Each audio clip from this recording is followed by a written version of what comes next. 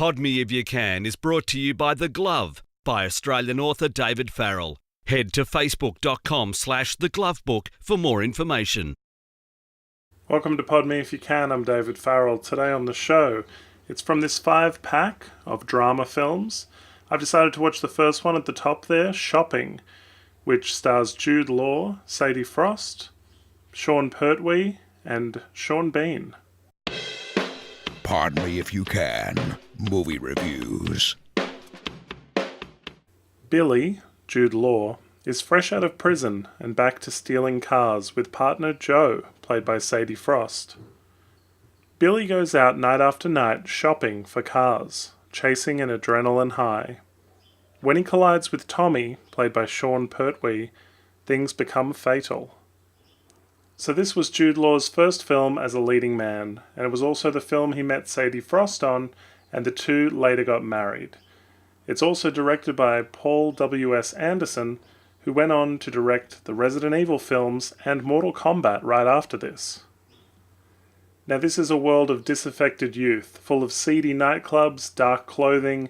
It's a dark underworld, and they actually incite the police to chase them. It's a real badge of honor. The film Shopping was criticized for glamorizing crime, and the thing is, it makes it look pretty cool. They're able to evade police in a couple of car chase scenes, and, live this kind of free, rogue lifestyle. The police can't control them, and Billy seems to have something of a death wish, standing in the middle of the road just wanting to feel something. He comes off as an adrenaline junkie. There's a strange sort of companionship between the two of them, because while at one point she does kiss him, there's never any sex between them. It's her philosophy. She says, you don't get humped, you don't get dumped. Sean Pertwee is Tommy. He's the bad guy who's basically doing the same thing Jude Law's doing, except he's trying to become rich off it. He's not seeking a big high. The thing is, they bring in Sean Bean, and he's really an afterthought in this movie. He's basically in one scene, and he sets Sean Pertwee on his way, sends him off to rob a particular store by driving a car into it and then grabbing the goods. Smash and grab job. But having them both in the movie was a bit unnecessary. You didn't need Sean Pertwee and Sean Bean. But I get it. If you can get Sean Bean, put him in one scene of your movie. Motivation is really where the film falls down. It's directed very competently, the music is good, it's fun at times as well. It's very interesting if you're a Jude Law fan to see him with such a fresh young face. But the character's motivation is where I struggled. Because basically Billy, Jude Law, he doesn't really want to leave town. He's not trying to do anything with his life. He just likes to steal cars.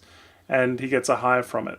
He stole cars when he was younger and was able to drive away from school, and everyone thought he was cool. And basically, that's what's stuck in his mind. He's been chasing that, trying to be somebody for his entire adult life. I think I would have enjoyed this film more if there was something else Billy was good at. If he wrote poetry, or if he, like in Magic Mike, Channing Tatum's character was building tables and furniture, and you could kind of see that as his way out of the world of stripping. If there was something Jude Law was doing, a subplot, if he was learning to bartend or anything, or if he was driving because he wanted to become a stunt driver in Hollywood, or some kind of subplot, there would have been a way for his character to escape the world around him. And you would have been rooting for him and saying, oh, gosh, I hope he becomes a stuntman with all these cool driving skills. But the problem was, there was nothing in a subplot there. There was no furniture that he was creating and trying to make a better life. There was no goal for his character. And being so kind of disorientated was a bit frustrating. That's kind of the point. I get it. There's the disaffected youth that don't know what to do.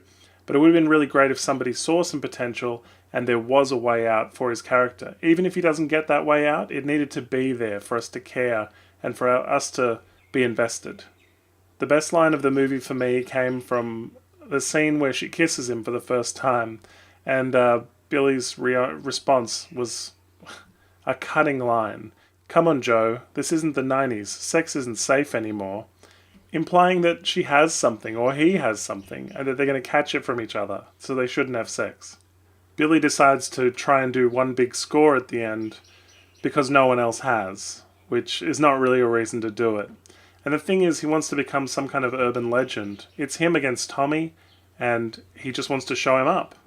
Jonathan Pryce plays a cop in the film, and Jason Isaacs plays a random buyer of black market goods.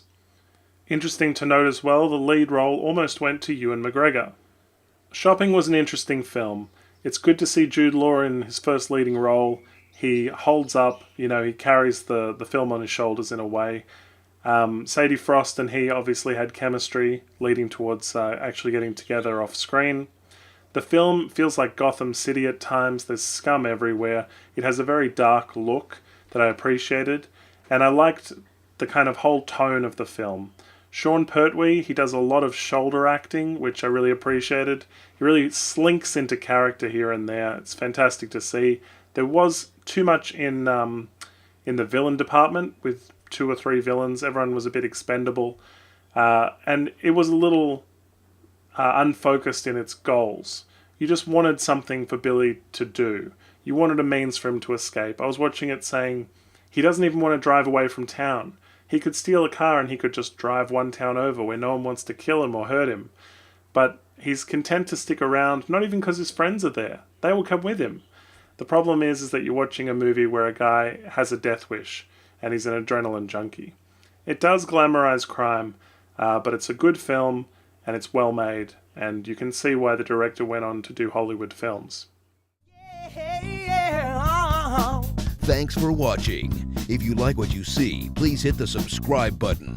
Like us on Facebook and follow us on Twitter. Check out our podcast at www.podmeifyoucan.com.